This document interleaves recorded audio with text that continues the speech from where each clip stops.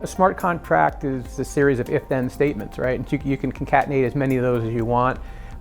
They can be in one smart contract, or you could have multiple smart contracts where a smart contract can be programmed for multiple different scenarios. It could invoke a new smart contract, right? Depending on what the conditions are, if they're satisfied, for example.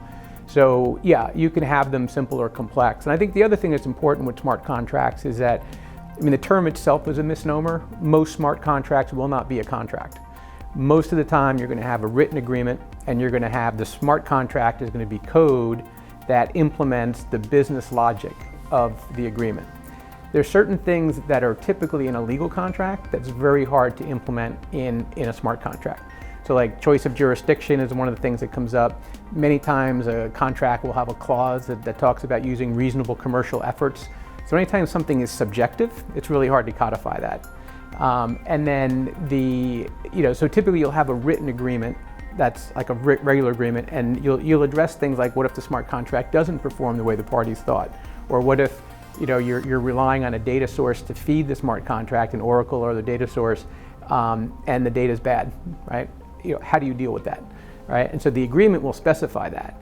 And the reason that's important is, as everyone knows, most of the time a blockchain transaction is immutable. Once it's done, you can't undo it. But it doesn't mean you can't fix the result.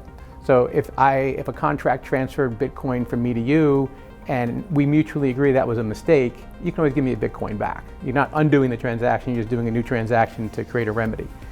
And I think the other thing that's really important with smart contracts, I think is one of the most powerful and cool things about them, how they differ from something like automated bill pay, which is a similar thing. You have an agreement, a services agreement, and there's some code that will just move money every month according to the terms of the contract. One of the things that I think smart contracts enable is a self-enforcement remedy. So you and I can agree that if I lend you money, you're going to pay me back, a certain amount of money every month. And if you don't, and it goes for 30 days, if the contract says, if you don't go 30 days, then you agree you're going to transfer title to your car to me, or there can be some specified action that can be programmed into the smart contract that we mutually agree on. And so instead of the classic case of, a car loan default, the lender has to, send you a notice of default. If you don't respond, then they have to go to court, they have to get a judgment, then they have to enforce the judgment, they have to go impound the car. You have all these different things that have to happen physically. If you have something, a digital asset or a token that's in escrow or digital title or something, if the remedy is transfer that token if you default, that's done, right? And so if you agree to it, you don't need to go through judges, juries, and lawyers to get the result you want.